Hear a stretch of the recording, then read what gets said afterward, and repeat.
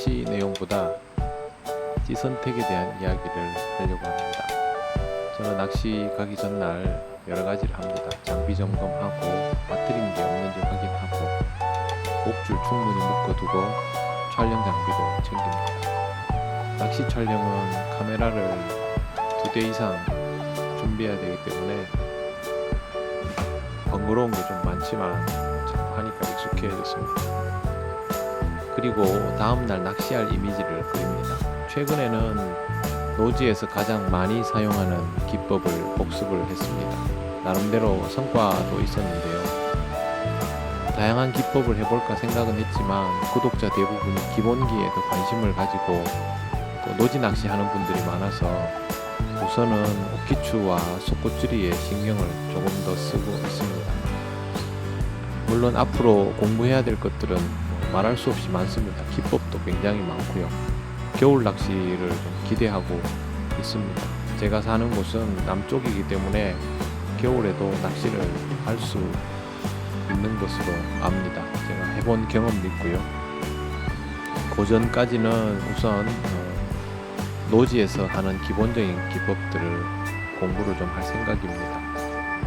노지에서 가장 많이 하는 중척 이상의 1m에서 2m권 낚시는 감자떡밥을 베이스로 해서 낚시를 합니다. 먼 곳에 있는 사이즈 좋은 붕어들의 경계심을 자극하지 않고 집어를 하면서 잡아낼 수 있는 방법이라서 노지에서는 아주 좋습니다.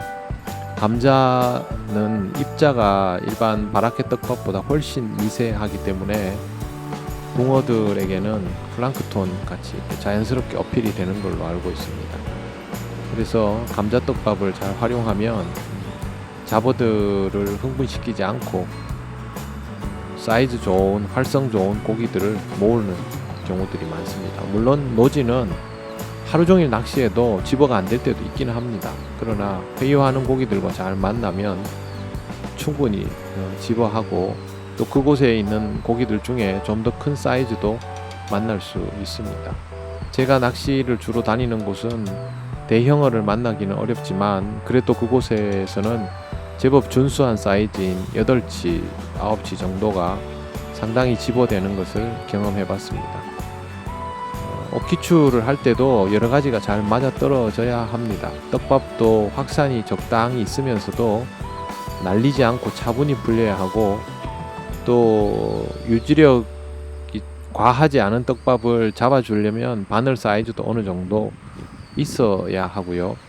목줄은 좀 길어서 서서히 고기한테 어필이 되도록 떡밥도 무거운 것보다는 무겁지 않게 해서 이제 느리게 붕어에게 자극을 주면서 낚시를 하는 게 좀 더 좋습니다. 그리고 이런 것들을 구사하는 데 걸맞는 찌도 선택을 할 줄 알아야 합니다.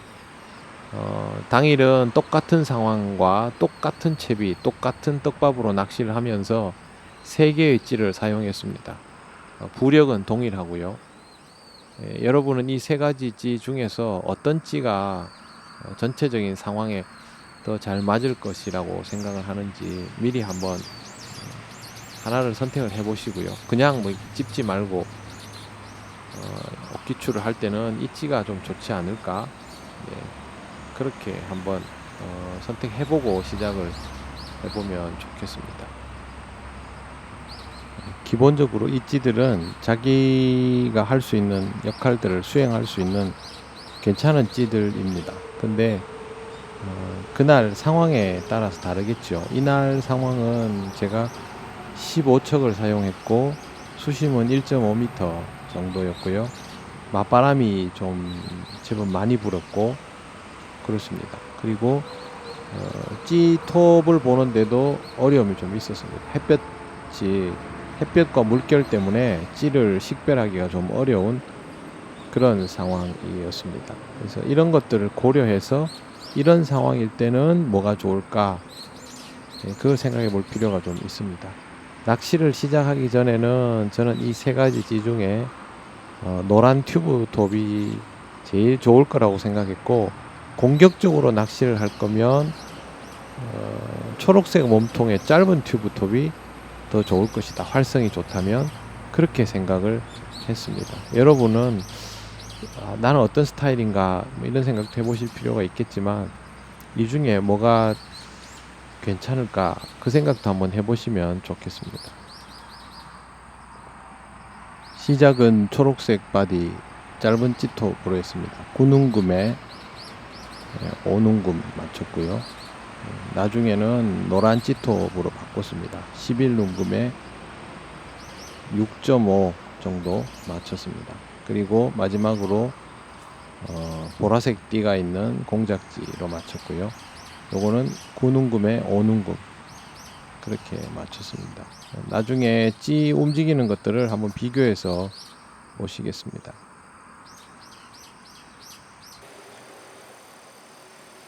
네, 제일 먼저 사용한 짧은 톱 공작지부터 한번 보겠습니다. 찌 자체는 뭐 순부력도 좋고 제 기능을 잘 하는 찌입니다.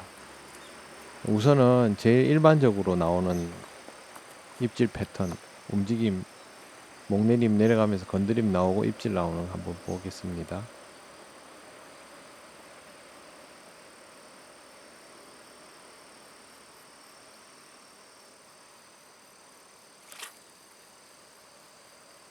네, 고기는 바로 나오고요. 저렇게 항상 나와주면 크게 무리가 없죠. 물결이 자꾸 치기 시작하니까 이제 찌를 보는데 조금씩 불편해집니다.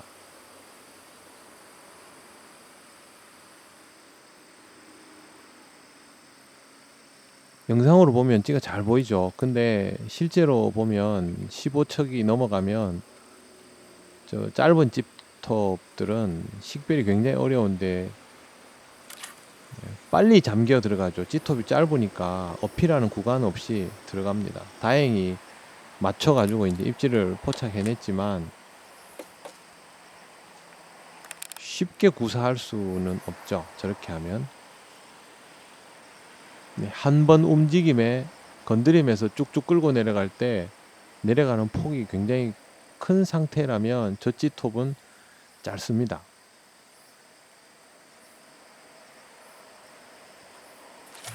한 번 건드리고 쭉 내려가고 바로 입질 나와버리죠.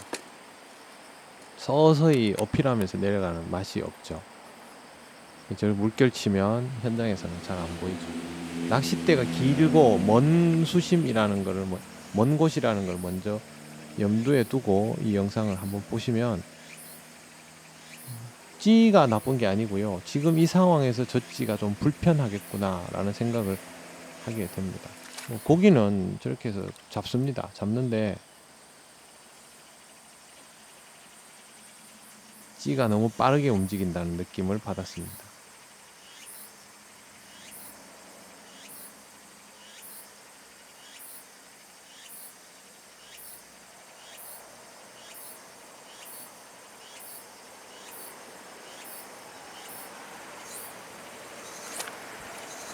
네, 좀 이렇게 바라보는 여유가 좀 없죠.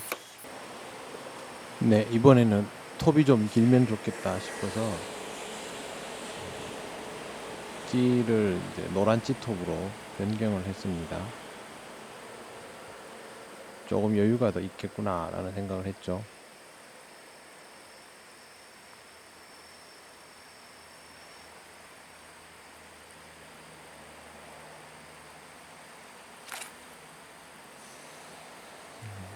아까보다는 조금 더 여유가 있죠. 아무래도 크게 움직임이 있어도 바로 톱이 사라지거나 하지 않고 한 번 더 기회를 주죠. 이런 것 때문에 큰 찌 쓰고 싶어 하는 분들도 있는데 찌를 너무 크게 쓰는 건 좋은 건 아니고요. 필요한 게 맞는 사이즈를 쓰는 게 맞습니다.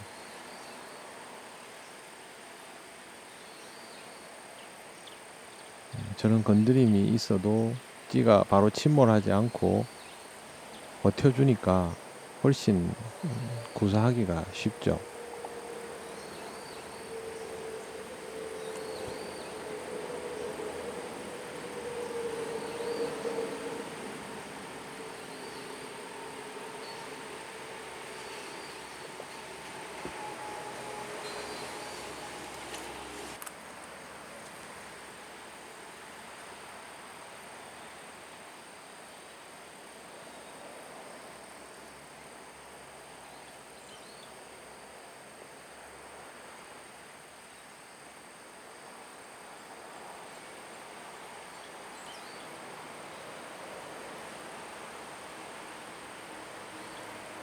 아까 같으면 저기서 한 번 더 내려가면 그냥 찌가 바로 사라지는데 여기에서는 자꾸 브레이크가 걸리죠.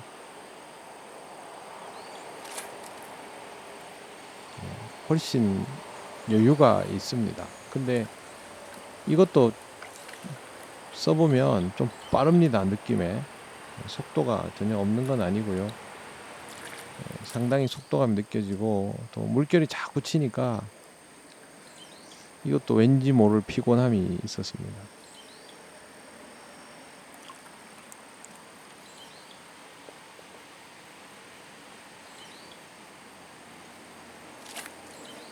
네, 한 번 더 기회를 주는 정도의 움직임이랄까요. 아까 그 짧은 찌톱보다는 이게 훨씬 사용하기가 낫습니다. 근데 멀리서 보면 이 찌톱의 간격이 좀 좁다고 느껴집니다. 물론 뭐 시력이 좋은 분들은 상관없겠지만, 그리고 목내림이 좀 깊어지면 좀 찌톱이 짧게 느껴지는 경우도 있었고요. 떡밥이 이제 찌톱의 최적이 작으면 떡밥을 크게 구사하면 저렇게 침몰을 해버리죠. 근데 떡밥을 크게 구사해야 될 때도 있죠. 그럴 때는 이 찌톱도 최적이 좀 부족하다라고 느낄 수 있습니다. 당일도 그런 느낌이 있었고요. 그래도 이 정도면 준수하죠. 입질 속도 보시면 찌가 탁 사라지는 속도가 빠릅니다. 입지도 빠릅니다. 마지막에 입질할 때 탁 떨어뜨릴 때 보면 입지도 속도가 느리지 않습니다.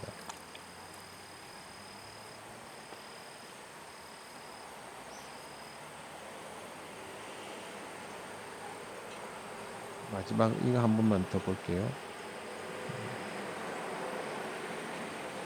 중간에 포착할 수 있는데 찌가 움직이는 게 좀 급하다 할까? 날카롭다 할까?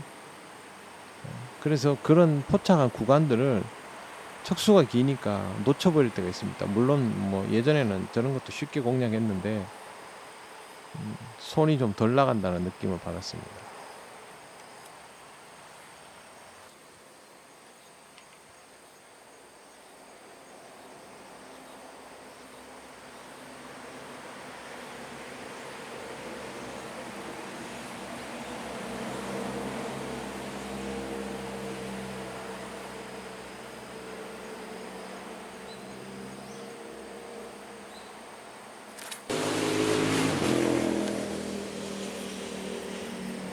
네, 이번에는 보라색 바디 영상입니다.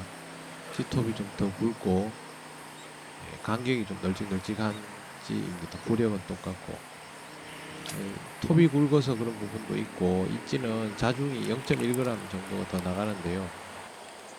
G가 전체적으로 움직이는 속도가 다른 앞에 그 두 개 G보다 느릿느릿합니다.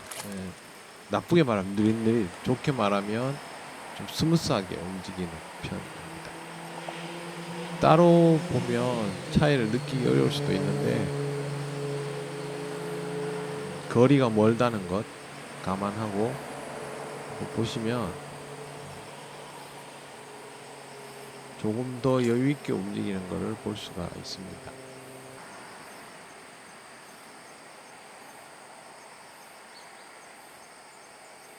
한 번에 그 고기한테 막 질질 끌려 내려가는 형태가 아니고 버텨주는, 근데 톱이 길어서 버틴다기보다 톱 최적 때문에 버텨주는 부분이 있습니다.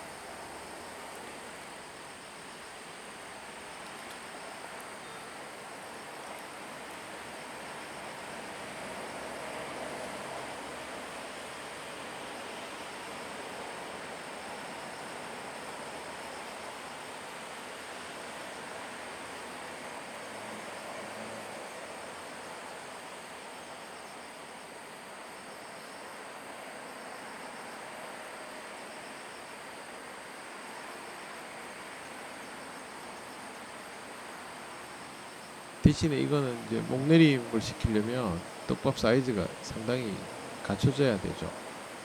노지에서 꾸준히 집어를 시키면서 큰 사이즈의 떡밥을 과도한 압력을 주지 않고 구사할 때 좋고, 그래서 낚시하기 좋습니다. 근데 자잘한 표현들은 좀 덜 납니다. 지금같이 이렇게 먹어버린 상황에서 표현이 안 되는 경우들도 왕왕 있습니다. 있지는 조금 더 영상들을 볼게요.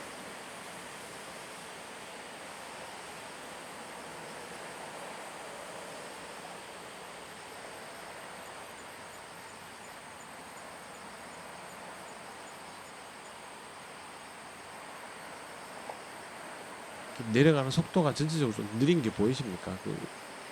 고기가 확 끌고 가면 빨라지겠지만 일반적으로는 조금 느릿느릿한 그런 형태입니다. 네, 이번엔 다른 영상 역시 찌톱 똑같습니다. 물결이 일지 않아서 그렇습니다. 찌가 지금 움직이는 거 보면 잡음이 좀 있어 보이죠? 근데 그 잡음들이 피곤하게 다 보이는 게 아니고 적당히 절제돼서 보여서 오히려 낚시를 구사하기가 좀 쉽습니다.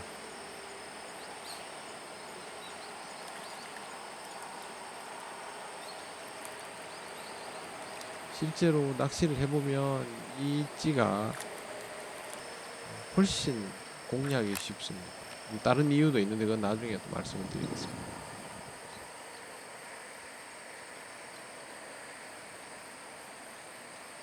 한 번에 후닥닥 거리면서 끌려가지 않고 저렇게 한 농금 두 농금씩 쓱쓱쓱쓱 움직이다가 입질이 나오고, 그러니까 공략하기가 훨씬 편하죠. 따로 놓으면 다 그게 같죠. 보면 차이가 좀 있습니다. 네, 왼쪽부터 첫 번째, 두 번째, 세 번째 사용한 찌입니다. 입질은 다 빠릅니다. 근데 찌가 움직일 때 보기에 여유가 있는지, 그 다음에 움직일 때 속도가 어떤지 한번 비교를 해보시라고 영상을 올렸습니다. 첫 번째 거는 짧은 톱 9농금, 두 번째는 긴 톱 11농금, 세 번째는 조금 두껍고 긴 톱 9농금, 그렇게 되어 있는데 취향에 따라 다르다고 할 수도 있겠지만 움직일 때 약간 이렇게 느긋한 느낌이 나는 게 뭔지 봐보세요.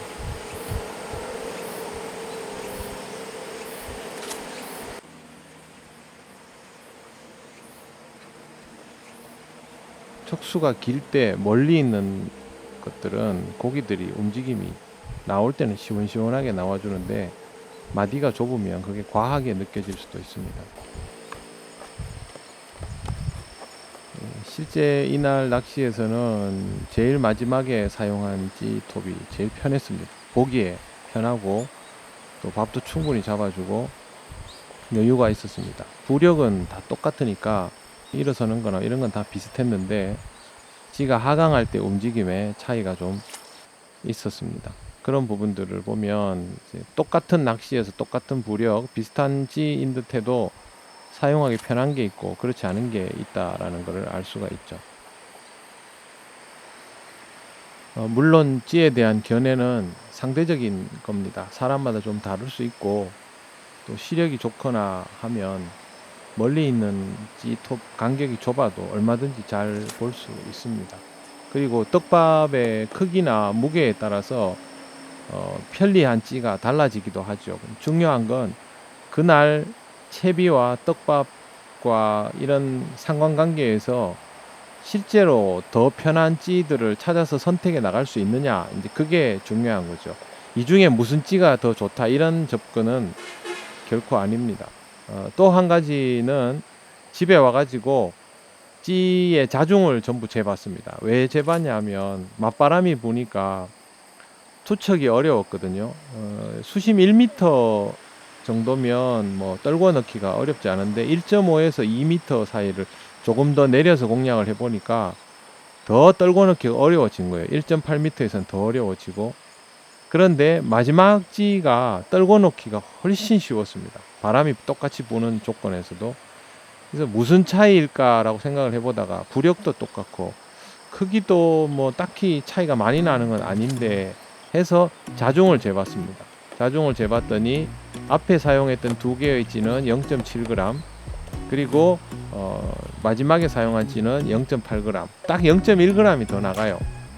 그래서 부력 대비 찌가 조금 무겁고 그러면 아무래도 조금은 더 둔탁할 수도 있는데 그 무게 때문에 떨궈 넣을 때 찌가 날아가는 속력이 조금 더 있지 않나라는 생각을 해봤습니다. 그래서 거듭 테스트를 해봐도 조금 0.1g밖에 안 되지만 조금 무거운 찌가 떨궈 넣기가 더 좋았습니다. 찌가 날아가는 속도가 있어야 맞바람을 이길 수 있거든요. 채비 투척만 가지고는 한계가 있기 때문에 어중간한 수심에서 떨궈 넣기 할 때는 찌의 무게가 오히려 좀 있는 둔탁한 찌가 더 나았다라는 생각이 듭니다.